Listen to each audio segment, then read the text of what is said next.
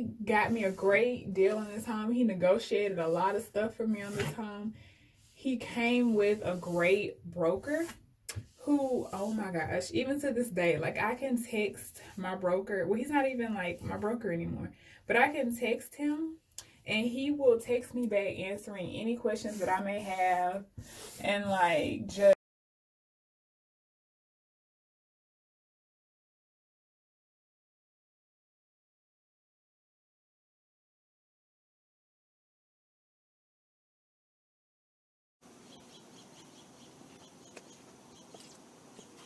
what's up, y'all? Welcome to Random Wednesdays on Gratified Grad, where it's my goal to help you graduate with gratification.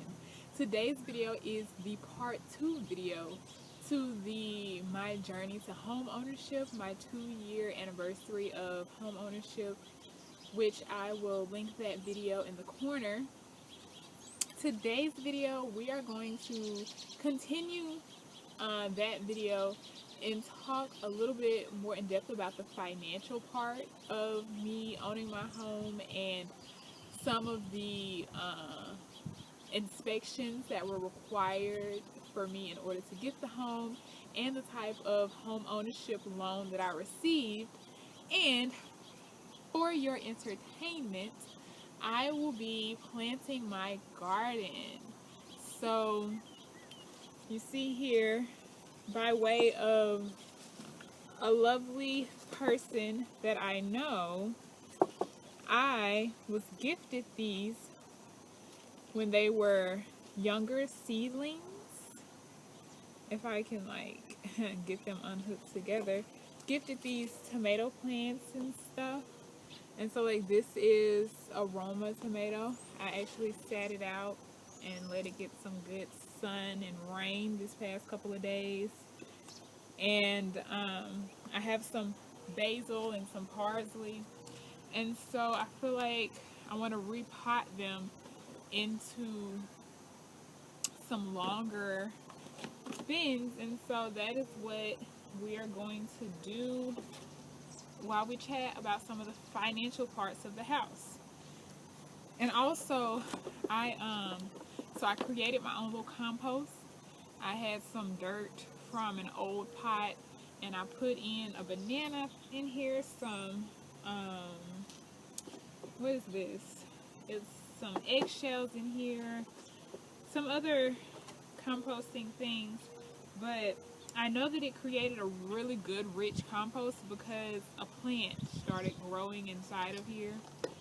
And so I also have some dirt, some potting soil that I got from the Dollar Tree, and so I'm going to use that mixed in with this compost that I made. And this compost that I made, I have had sitting for about a year now, and so we're just gonna, you know, do a little potting and finance talking.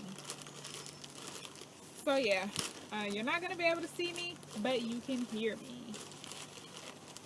So I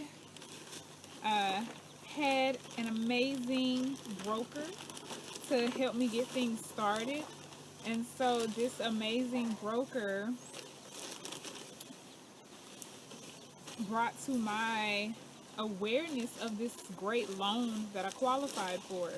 The loan was for first-time home buyers or first-time home owners, and it was a lot of stipulations, and like I had to go through honestly extra hoops in order to get this loan. But what was really nice about it is that it offered a financial incentive. So it's made for people who are single individuals, first-time homeowners with good credit scores. You know, they have to be having a certain income bracket. They, you know, their banking account, they can't like have lots of money either. Like, it was a good number of stipulations that went into me getting this loan. And it's from the Pennsylvania Housing Finance Agency. And yeah, So you have to go through like a course, like a homeowner's course or whatever, to show that you understand what it takes to be a homeowner and you understand what those requirements are and stuff like that. And so I did the course. I fit the criteria to be a homeowner. They like look at things like if you're about to be married. Like it's a lot of factors that they pay attention to before they give you this loan. And so I met everything, which was really nice. And as I said before, like one of the biggest things is that you can show you have stable income. And so that was a bit of a concern for me the first time I was trying to get a home.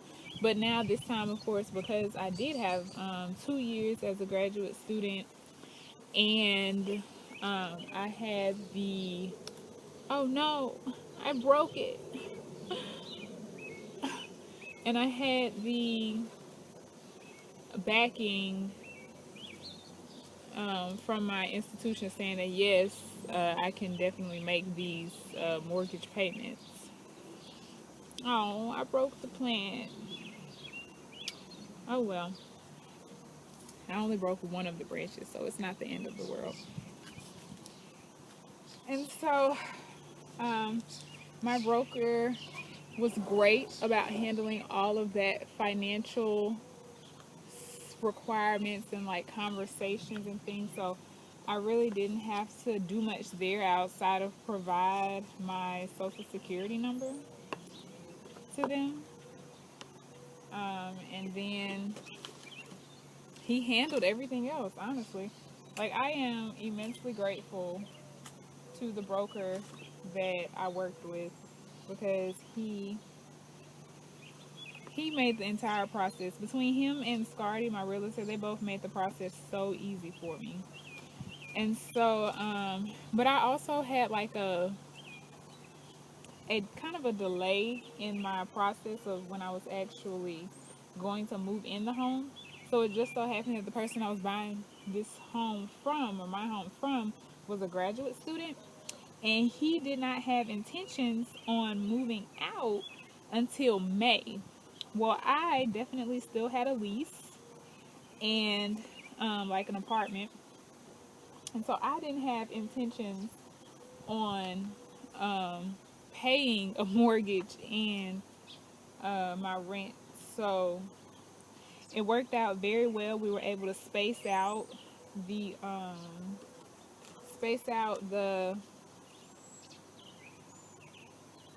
Ooh, that one looks like it's about to fall over. We were definitely able to space out the different required things that I needed to do. So like making sure that I had all of the inspections done when I was supposed to. That's something else. So some uh, some loans don't require you to have all of your inspections, whereas there are other loans that like you have to have your inspections or else they won't loan you the money. Well, it just so happened that through PHFA, I had to have the correct, um, had to have all of the inspections done. And so some of the inspections were like I had to have someone come out and check the outer perimeter, like the home inspection on the outside, just to make sure that it was sound and there wasn't any like foundational issues, or that like if I bought the home I wasn't going to be trying to get out of the home within my first year of owning it. So it's really just, and it's to your advantage, right? I would suggest, even though it annoyed me to the fullest that I paid $100 just for somebody to walk around the property. I paid $100 just for somebody to walk around the property. And it literally took them like, I don't know, 15, 20 minutes tops to do it. It really did annoy me. but it's uh, some sanity comes to knowing that someone who knows what to look for in a sound home came in and, told me, these are some of the things that you may want fixed, but there's nothing foundationally wrong with your home. Like, there's cosmetic things that I could have asked to be fixed or negotiated to be fixed, but as far as the home itself, it was definitely move-in ready, and the home inspector confirmed that for me. I also had to pay to get the home appraised. And then there was like one other inspection that I actually was not prepared for at all, to be honest. Like, it caught us off guard, and that we had actually come down to, like, I'd say a couple weeks before we were supposed to close, like the week before we were supposed to close, and it came out that I didn't have this inspection and I needed it. And so luckily, I was able to get someone to come in and do that inspection. But that was like the biggest worry or concern, honestly, throughout the entire process. Everything else was fairly smooth. Um, I did like negotiate something that I didn't think about and didn't even realize at the time was that when somebody's moving, like 9 times out of 10, they're probably going to be interested in buying new everything when they move into their new place, or they just won't be interested in like lugging anything old around with them and like trying to move like a washer and a dryer, for example. And so I was able to negotiate them leaving the washer and the dryer here for me.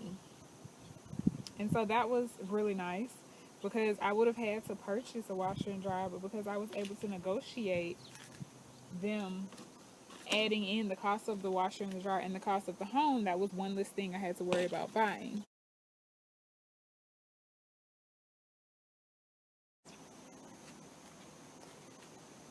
And so, yeah, so all of those inspection and things were handled. I had to get my insurance set up. I think that was like maybe the most quote unquote stressful thing in the process is deciding who I wanted my insurance to be with, because you want to make sure you're making the best deal or getting the best deal possible and all of that. So that was a little bit stressful for me, but I ultimately made my decision. And I mean, thinking back on it, I definitely did not have to feel as stressed about it as what I did feel. Like, it was not necessary at all. Um, oh, and then also with the PHFA loan, the good thing about that is that when it came time for closing, I didn't have to put down like a huge amount when I was signing for the home. I think I might have put down. I think I put down less than $1,000 actually. Like, now that I'm just thinking about it, and that was because with the PHFA loan, what they do is they defer $10,000. Well, with this special first-time homeowners loan, specifically at that, is that they defer $10,000 of the loan, and so that's not counted in the cost of the home. So essentially, if your home costs $130,000, then in actuality, what you would be paying your mortgage payments based off of and taxes based off of is 120,000. And so that doesn't mean that like you're forgiven for that entire other 10,000. It's just for the length of the time at which you have this PHFA special loan, you basically get like a $10,000 discount. Now, if I decide that I want to refinance my home or if I decide that I want to sell my home, I end up having to pay that difference. So, and it's also, so they take off $2,000 every year in terms of what I have to pay. So essentially, I own the home in my name and I don't refinance it or anything for a total of 5 years. And I basically am paying for the home $10,000 cheaper. And then after those 5 years, I have the freedom to move around if I want. And I mean, of course, I still have to pay for the mortgage and stuff. But, you know, I got to spend the first 5 years of my time with the home not paying the most. Because when you first get, and when you first get a loan for anything, it's always the most expensive the first couple of months of having it, because you're typically paying more in interest than you are in actual principal statement for whatever you purchase. And so it's always nice to just know that you're paying cheaper initially, and that's what the PHFA loan did for me. Oh my gosh, this wind is strong for my poor little plant here.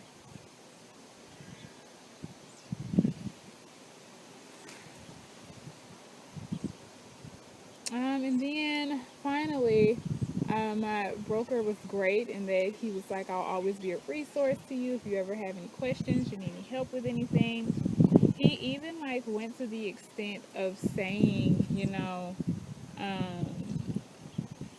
be prepared for scammers to reach out to you and say that you need to do something different, or you need to order something or pay for something.